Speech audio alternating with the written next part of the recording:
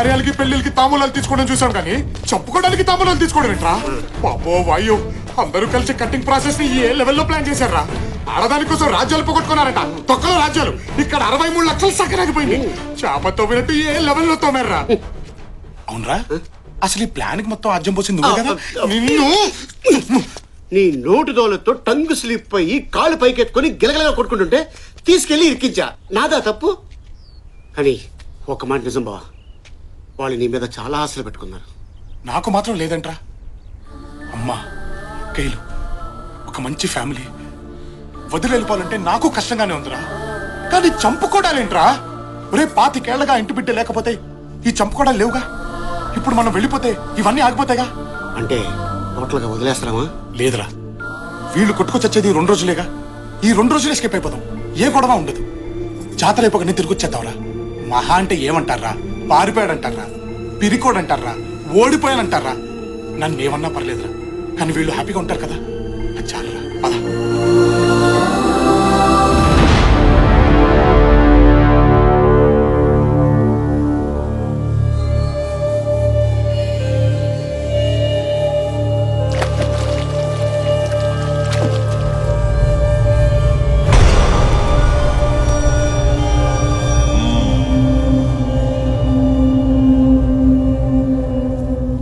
పంతులు గారు, తాంబూలం అందుకోవడానికి రాలేదేంటి? భయంతో గుండె జారిందా? మగతనం చచ్చిందా? తాంబూలం పుచ్చుకోవడానికి రాలేదంటే ఓటమిని అంగీకరించినట్లే కదా. వాడింటికెళ్ళి దీర్ఘాయుష్మాన్ భవాని దీవించావంటే మేము చావాలనేగా. ఏ రోజైతే నా ఇంటికొచ్చి తొడగొట్టాడు ఆ రోజే వాడి దేహం మాది.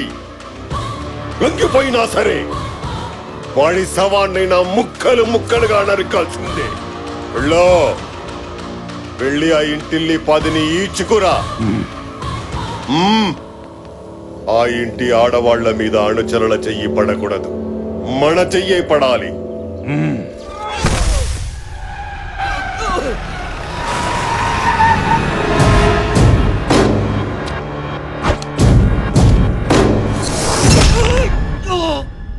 ఎంత ధైర్యం రా నీకు?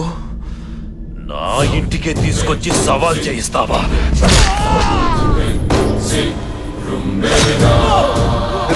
అరుపులేంది? వీడిని గుర్రాన్ని కట్టొదిలేయండి.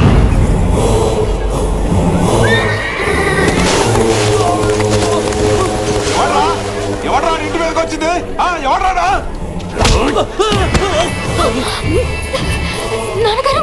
అన్యాయం అయ్యా ఇది. ఏవే, మా బిడ్డలు చచ్చిన ఆ ఇంటి బిడ్డ వస్తాడన్నావుగా, ఏడే పారిపోయాడా? తొందరపడతావెందుకు? సింహం 4 అడుగులు వెనక్కేసిందంటే ఎగిరి పీక కొరకడానికే వస్తాడ్రా. అమ్మయ్యా, ఒక పెద్ద యుద్ధంలోంచి బయటపడిపోతున్నావురా.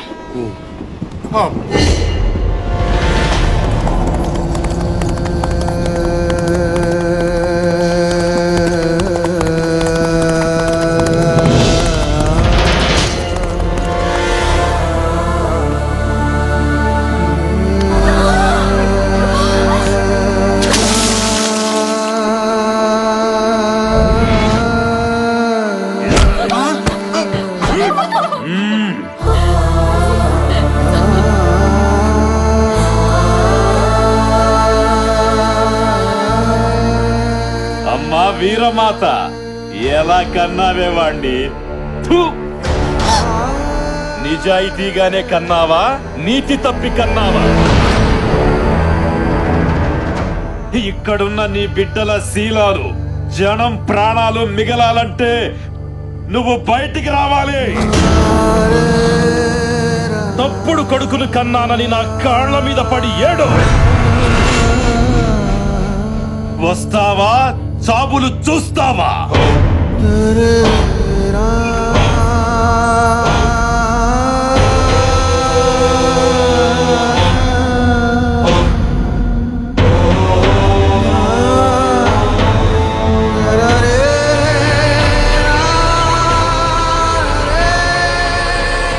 మా కాళ్ళుంది మీరు మొక్కడానికే, మిమ్మల్ని తొక్కడానికి.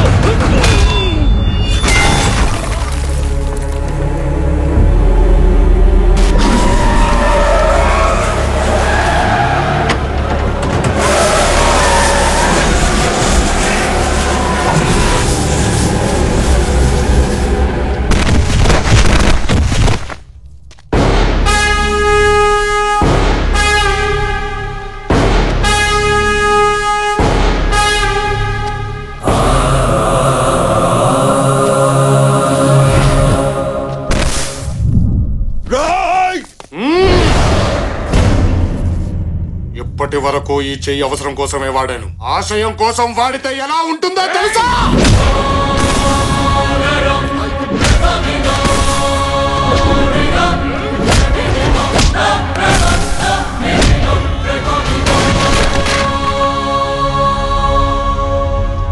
నా దేహం నీదా, చచ్చినా వదిలిపెట్టవా? బ్రతుకుని సృష్టించేది బ్రహ్మ, బ్రతుకుని ముగిచ్చేది బ్రహ్మ. ఆ రెండిటి మధ్యలో వాడు దొంగవుతాడో దొరవుతాడో, నీ పొగుడవుతాడో, బ్రహ్మ రాతను మార్చడానికి నువ్వెవడివిరా? మా గురించి, ఈ ప్రాంత చరిత్ర గురించి తెలియకుండా మాట్లాడుతున్నా. చరిత్ర సృష్టించేవాడు ఎప్పుడు చెప్పినాడు, గుండె దమ్ముల్లో నుంచి పుడతాడు, నిలబడతాడు, మొదలు పెడతాడు, చరిత్ర సృష్టించే తిరిగి వెళతాడు. నాది కాదనుకుంటేనే ఇలా కొట్టానంటే, ఒక్కసారి ఊరు నాది, వంశం నాది, జనాలు నా వాళ్ళు, వాళ్ళ సమస్య నాది అని అనుకొని కొడితే అది నీ ఇంకో 10 తరాలు నీ వంశంలో మగబిడ్డ పుట్టానంటేనే భయపడతాడు. నేను నేను నిలబడ్డ ఈ నేల మీదొట్టు, నన్ను తాకుతున్న ఈ గాలి మీదొట్టు, నన్ను నీ మీద కదులుతున్న నా వంశం మీదొట్టు, నన్నే నమ్ముకున్న ఈ జనం మీదొట్టు.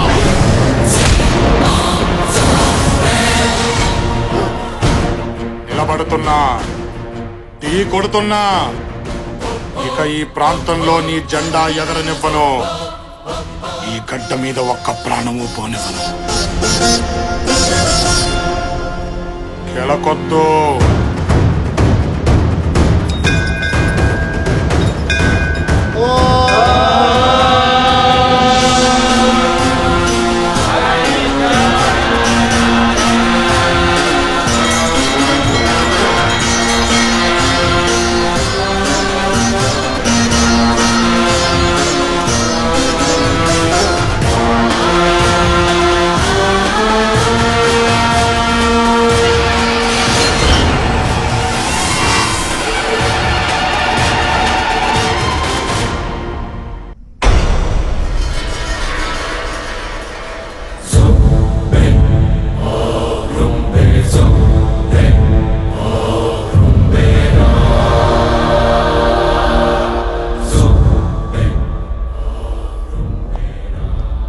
ప్రాణాపాయం తప్పింది కానీ కోలుకోవడానికి 2-3 సంవత్సరాలు పడుతుంది. ఆ బతుకు అవసరమా? బిడ్డ బ్రతికుండడం మన అదృష్టమే కదండి. ఆడంగులకు నోడొచ్చాయంటే అది చాలు, అది చాలు మనమేం పగొట్టుకున్నామో చెప్పడానికి.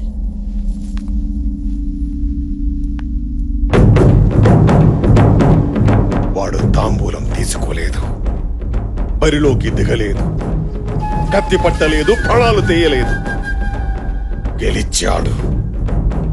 జనం జై కొట్టారు, వేద పండితులు చత్రం పట్టారు. వాడక్కడున్నాడు, మనం ఇక్కడున్నాం.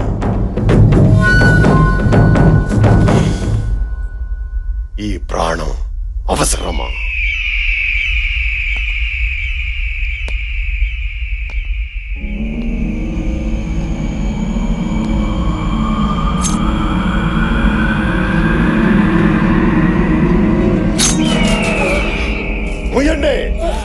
రాజవంశంలో పుట్టారా, పుట్టారా?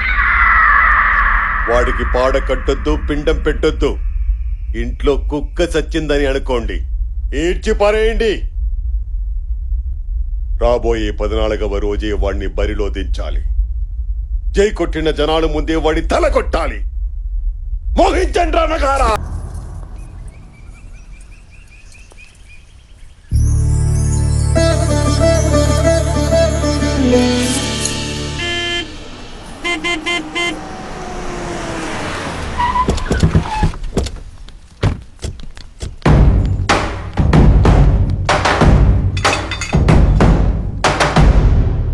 వీళ్ళందరూ మన చుట్టుపక్కల ఉన్న జమీందారులు బావా, మీ వంశానికి మద్దతుదారులు. చెప్పండి. 25 ఏళ్ల నుండి పరువు చచ్చి బతుకుతున్నాం బాబు. ఇన్నేళ్ల తర్వాత తాంబూలం రోజే శత్రువుని పరిగెత్తించావు. రేపు బరిలో మీ వెనకాల మేమందరం ఉంటాం బాబు. ప్రాణం పోయినా పర్వాలేదు.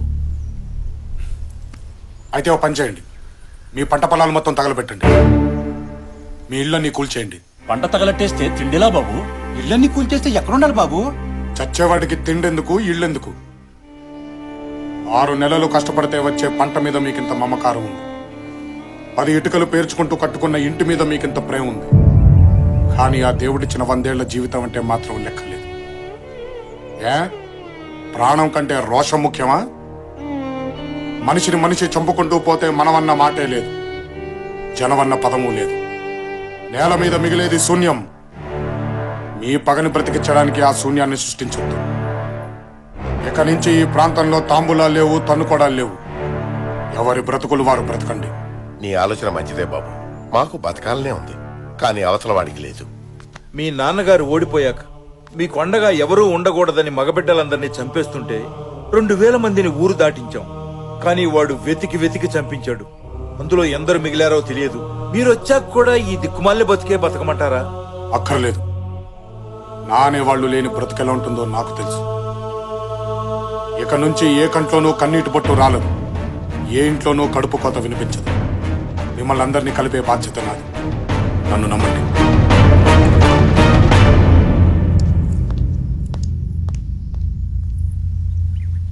నాన్న వీడు నా బిడ్డేనా?